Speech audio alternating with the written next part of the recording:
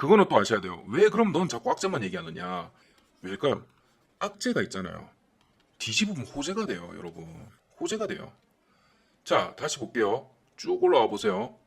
자, 리튬 원강 제대로 갖고 왔고 짐바브웨이하고 중국이 이상한 짓만 하면 돼. 요즘 그래도 많이 발전을 했잖아요. 이상한 짓만 하면 돼. 지금까지 역사적으로 그런 거 몇 번 한 짓이 있어서 그랬어 문제지. 그게 앞으로도 계속된다는 보장 없잖아요. 그럼 이상한 짓만 안 하면 호재예요. 왜? 짐바브웨이에서는 처음으로 웰바이오텍하고 진행을 했고, 그럼 이렇게 되면 뭐가 좋냐? 웰바이오텍이 삼부토건하고 같이 우크라이나 건설 테마주로 돼 있었잖아요. 그럼 그런 부분에 대해서도 짐바브웨이가 우리나라 요런 정부 관계처하고 연관이 돼 있기 때문에 우리나라가 좀 더 발전하고 요 다리를 짓고 인프라 좀 건설하고 하려는데 그런 부분 없을까요? 얘기하면 웰바이오텍이 진행하라든지 아니면 최소한 다리를 놔줄 수 있다는 거예요. 우리 요런 기업이 있어요 하면서 자금을 출자하면서 서로 윈윈 할 수 있는 그런 호재도 가능하다는 거죠. 그러면 짐바브웨이에서 해주잖아요.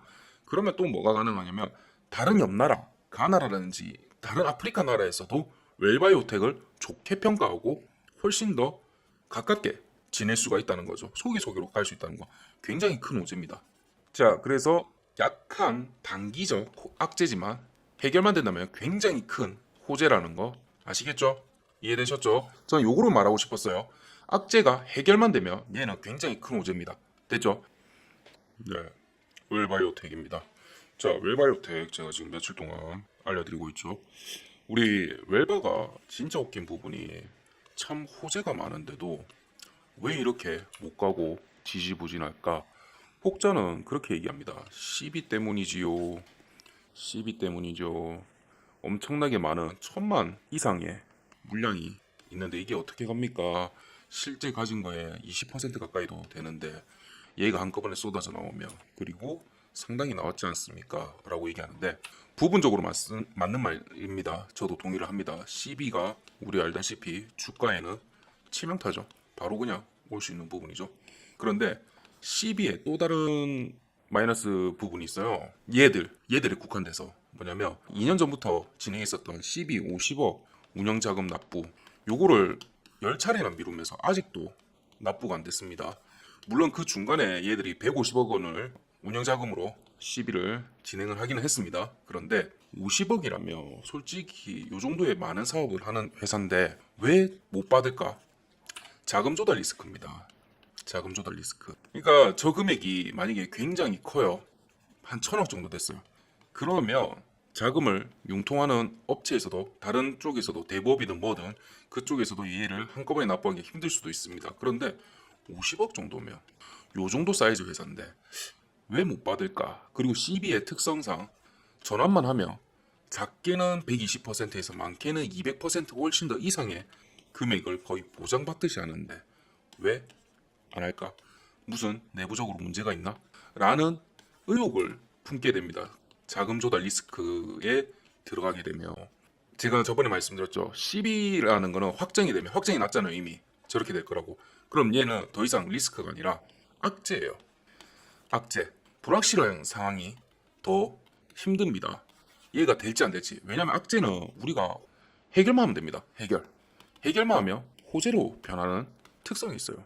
근데 불확실성은 얘가 이렇게 될지 저렇게 될지 모르는 갈림길에 서 있는 거예요.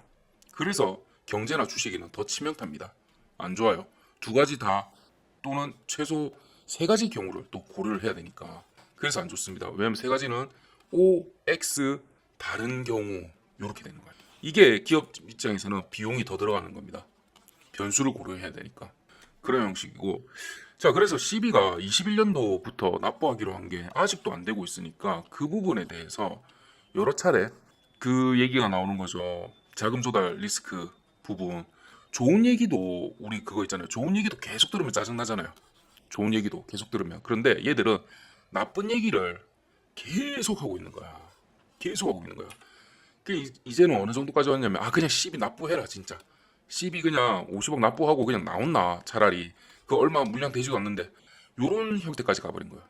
그래서 첫 번째가 자금 조달 리스크고 두 번째 최근에 좀 약간 일어난 일인데 내부 CEO라고 할 거예요. 헤드급 이사 선임 문제. 원래 지난 5월까지만 하더라도 총 4명의 사내 이사를 선임하기로 했습니다. 그런데 최근 8월 10일이었나요? 제가 공지 한번 봐야겠는데 8월 10일쯤에 한 명의 사내이사 선임으로 바꿨습니다. 85년생의 젊은 분으로. 이전에는 나이들이 좀 있으시고, 그리고 잠시만요. 봅시다. 보시면 유라시아 경제인연합회 이쪽을 좀 많이 했었어요. 요 포인트가 아마 우크라이나 재건 쪽 요거를 좀 노린 게 아닌가 싶습니다. 요쪽을 해서 사인을 선임하려고 했는데 최근에 백승택으로 사내이사로 선임을 바꿨었죠. 85년생의 젊은 분. 아마 요거는 제 느낌인데 아마 저기 웰바이오텍 측에서 이제 제대로 사업을 확장을 해보자. 좀 젊은 피를 수혈해가지고 총괄 부분을 맡겨보자. 왜냐면 사내이사가 4명이나 4인이나 한꺼번에 교체를 하고 새롭게 선임을 하려고 했는데 그러면 이게 힘이 분산이 됩니다. 물론 같은 협회에서 나왔고 이런 부분이 있기 때문에 좀 더 힘은 한쪽으로 이렇게 같이 갈 수 있긴 한데 우리 저기 뱃사공이 여러 명이면 결국은 다른 소리를 좀 내게 돼 있어요. 그럴 바에는 총괄 한 명을 두고 그냥 한번 쫙 믿고 가보자 였는데 부결이 돼 버렸어요. 그렇죠? 부결이 됐습니다. 요런 경우는 사실 좀 잘 없어요. 왜냐면 거의 대부분 사내이사 이렇게 선임하는 거는 약간 서로가 뭐랄까요 미리 조율이 좀 돼 있는 부분이 큰데 부결이 됐습니다. 사실 저는 이거 패싱 되고 통과가 되고 그런 다음에 일사천리로 해서 얘들이 저기 새로운 사내이사한테 두 건을 맡기겠죠. 지금 한참인 짐바브웨이, 리튬 그리고 중국 딱 요 두 개를 맡길 예정일 겁니다. 여기에 본부장으로 요렇게 해서 사업 이끌어 봐봐. 요런 형식으로 갈 거라고 생각했는데 여기 헤드가 날아가 버렸어요. 지금 헤드 해야 되는 사람이 날아가 버렸어요. 그럼 누가 해야 된다? 기존 본부장이 하든가 누군가는 있겠죠. 당연히 기존 본부장이 하든가 아니면 회장이 하든가 해야 되는데 자기는 여기서 이제 발 빼고 싶어 할 거야. 분명히 나이가 좀 들면 그렇습니다. 그리고 직접적으로 오더 내리고 이런 거는 좀 그래요. 그런데 원래 헤드 하려고 했던 사람이 있었는데 요 사람이 오기로 했는데 지금 안 오니까 그냥 너 다시 해 하면 이거 똑바로 이끌 수 있을까요? 왜 이 사람이 날아갔는지는 정확하게 모르겠지만 실력이라면 그러면 실력 체계에서 안 되기 때문에 안 되는 거고 실력이 아니라 다른 이유라면 저분이 내가 대타야? 내 대신에 이 사람 맞추기로 했는데 안 되니까 이제 내 다시 한다고? 좀 꽤나 삐꾸가 나가 있을걸요?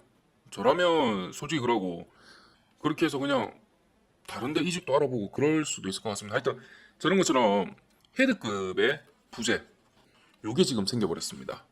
요걸 어떻게 해결하느냐에 따라서 되겠죠. 그래서 1번 자금 조달 리스크.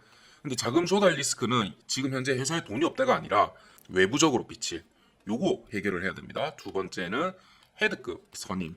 요거는 제가 그래서 뭐라고 얘기 드렸어요. 해결하는 방법은 웰바이오급이거나 그거보다 조금 더 높은 급에서 본부장을 몇 번 했던 사람을 역임을 하면 됩니다. 지금 요 방법밖에 없어요. 아니면 이거를 대주주의 그냥 긴급 승인으로 처리를 한다든지 아니면 다른 방법으로 조금 돌려서 그냥 본부장으로 사내 이사 말고 새롭게 발탁을 한다든지 뭐 그런 형식으로 가야 됩니다. 자, 세 번째가 뭐였냐면 얘가 어쩌면 제일 중요한 것 중에 하나인데 지금 웰바이오텍이 떴던 이유가 메인급으로 뭐였어요?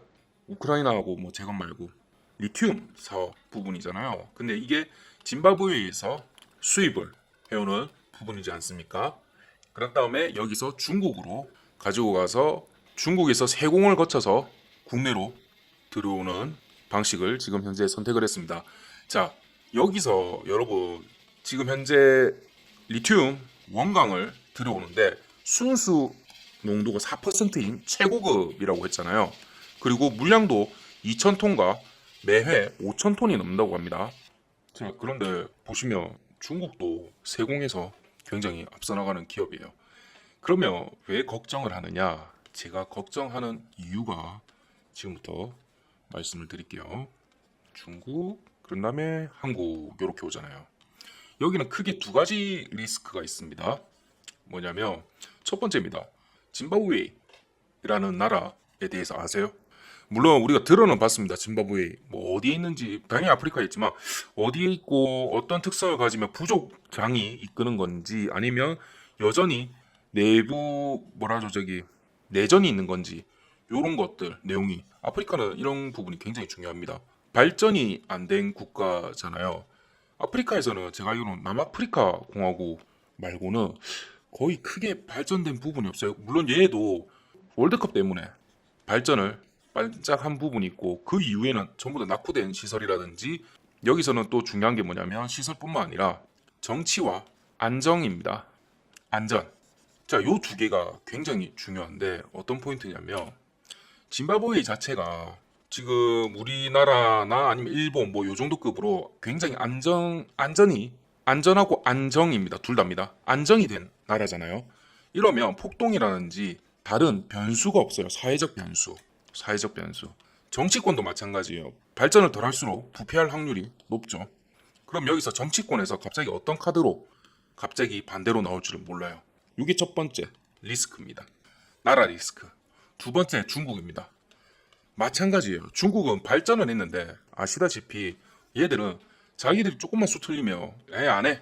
그냥 뭐 갖고 가. 싫어. 뭐 안 줘. 요게 많아요. 2010년도쯤이었던 거예요.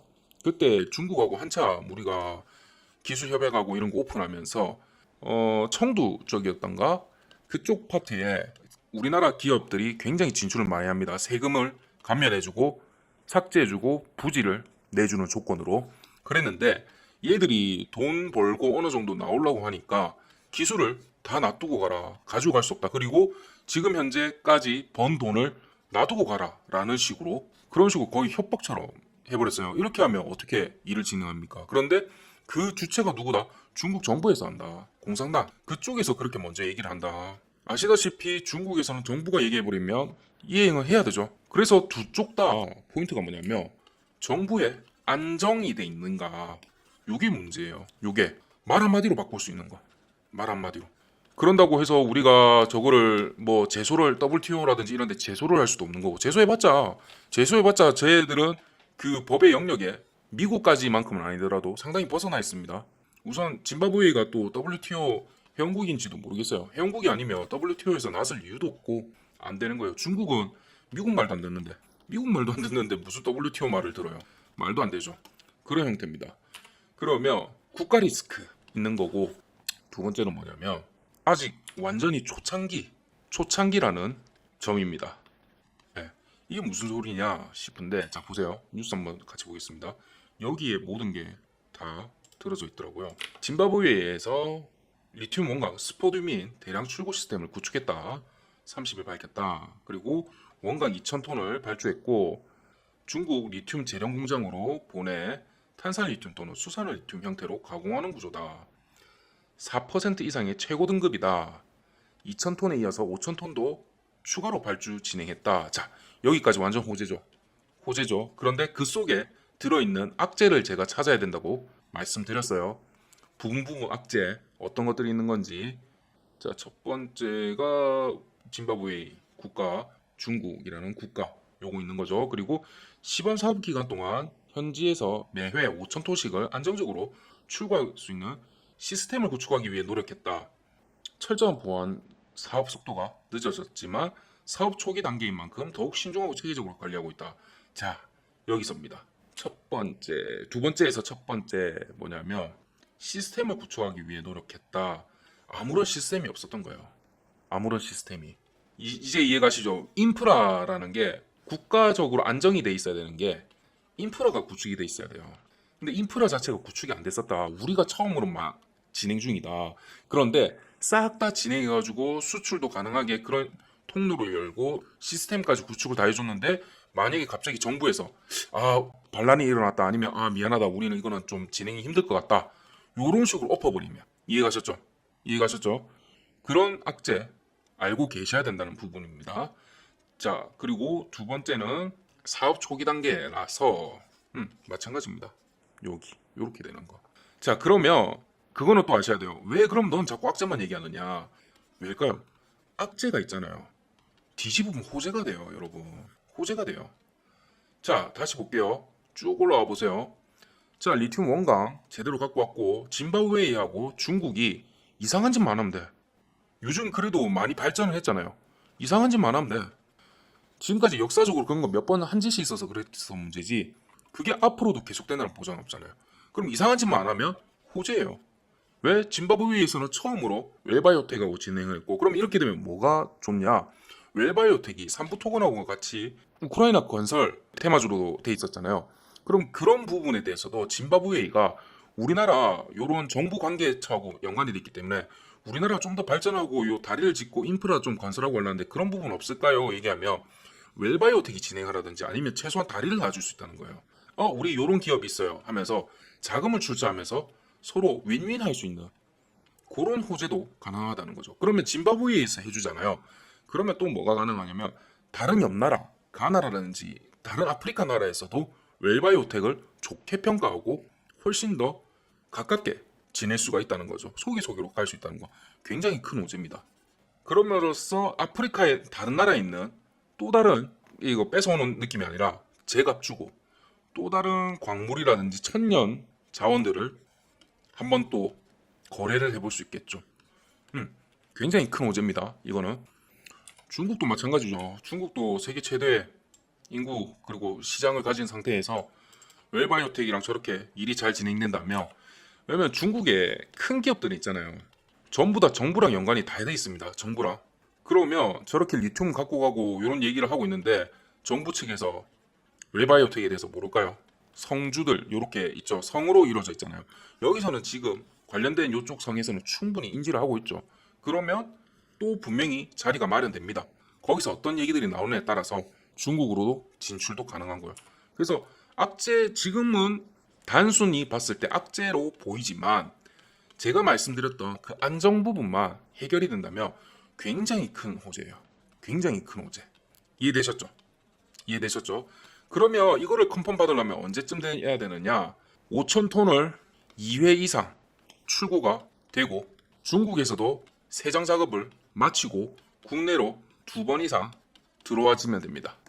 요 정도 되면 안정이 됐다고 보여집니다. 물론 나중에 갑자기 뭐 반란이나 이런 건 어쩔 수 없죠. 그 정도까지는 우리가 컨트롤할 수 없는 부분인데 그렇다 하더라도 걔들 입장에서도 이런 사업은 지속적으로 하려고 할 겁니다. 왜냐면 당장 먹고 살 부분이 없기 때문에. 자, 그래서 약한 단기적 악재지만 해결만 된다면 굉장히 큰 호재라는 거 아시겠죠? 이해되셨죠? 저는 요거를 말하고 싶었어요. 악재가 해결만 되면 얘는 굉장히 큰 호재입니다. 됐죠? 자, 그리고 약한 얘도 마찬가지예요. 또 여기 한번 읽어보세요.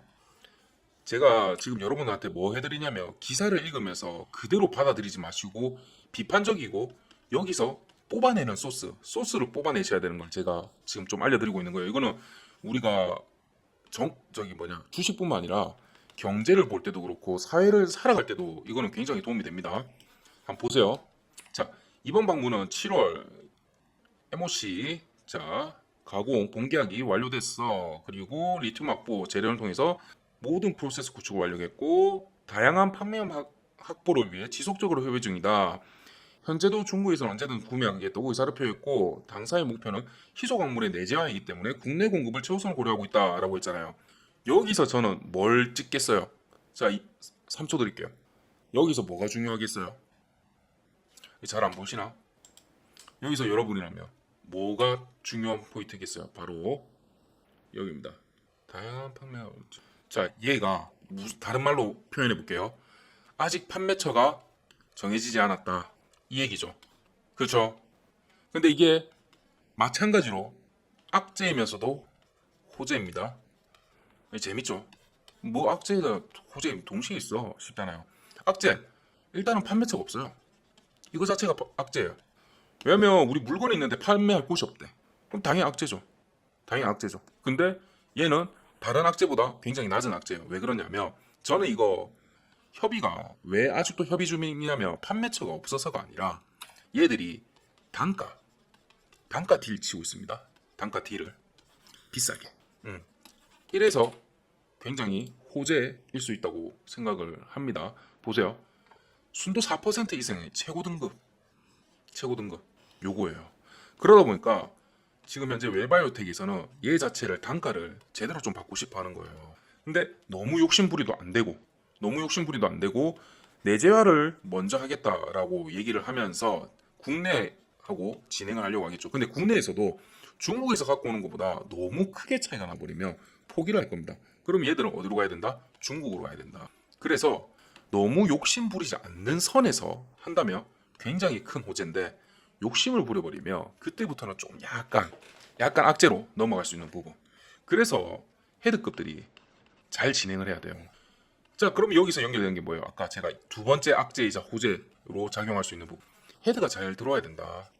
이 사람이 어떤 식으로 진행할 거고, 이 단가를 어떻게 협상을 할 거고, 그렇게 해서 국내에 공급할 건지, 중국에 공급할 건지, 또는 동시에 딜 치도 돼요, 사실은. 동시에 딜해도 됩니다. 이런 형태로 갈 건지. 이 사람의 역할이 꽤 크다. 그래서 제가 지금 말씀드린 것들이 다 악재이자 해결만 되면 굉장히 큰 호재. 굉장히 큰 호재. 그래서 이 뉴스들이 다 떠야 돼요. 이 뉴스들이. 자, 내부 자금 조달 리스크. 얘는 대외적으로 보이는 것. 그것 때문에. 그래서 지금 현재 CB 납부한 데는 50억 있잖아요. 얘만 납부가 돼버리면 단기적으로 CB 물량 또 팔았어 하면서 떨어지겠지만 아니네 예전에 그거였네 자금 조달에 문제 없구나 하고 다시 오른 이렇게 되는 거고. 두 번째 셀 사내이사. 이 사람은 저기 리튬 사업 부분에 총괄 본부장으로 갈 가능성이 높습니다. 이 사람의 캐릭터에 따라서 어떤 일을 지금까지 했고 그리고 한 번에 바로 주총에서 통과가 되느냐. 만약에 이거 또 통과 안 되잖아요. 이때는 진짜 머리 아파요. 몸 데리고 오는 사람마다 마음에 안 든다고 날려버리잖아요. 이러면 한 번 더 부결돼 버리면 이거는 조금 머리 아픕니다. 왜 그런지 이해하셨죠? 얘하고 똑같은 그거예요. 자꾸 데리고 오는 사람마다 자꾸 노 이런데 뭐야 이 회사 뭐 문제 있어? 아니면 이 사람들 문제 있어? 왜 뽑는 사람마다 왜 이렇게 돼? 이런 형태 되는 거고. 세 번째 국가 리스크 부분과 가격 리스크입니다. 국가 리스크는 사실 뭐 저희가 지금 어떻게 할 수 있는 부분이 없어요. 짐바브웨하고 중국이 딴 마음이 안 먹도록 놔둘 수밖에 없습니다. 근데 중국이 예전보다는 많이 지금 괜찮아졌죠. 글로벌화 됐습니다. 막 갑자기 뭐 뒤집고 엎고 이런 거 안 하는 쪽으로 약간 좀 많이 변했어요. 그리고 짐바브웨 같은 경우도 내전에 일어나지 않는다면 뒤집고 이런 거를 안 할 겁니다. 괜찮을 겁니다. 그리고 오히려 짐바브웨가 발전을 하고 여기서 저희가 우리 웰바이오텍이 잘해버리며 다른 아프리카 국가에 소개가 가능하다는 거. 이게 굉장히 커요. 이거는 굉장히 커요. 왜냐면 여기서 추가로 조금만 말씀드리자면 일본이 한 해에 아프리카 국가에 무상으로 베푸는 금액이 얼마나 큰지 아세요?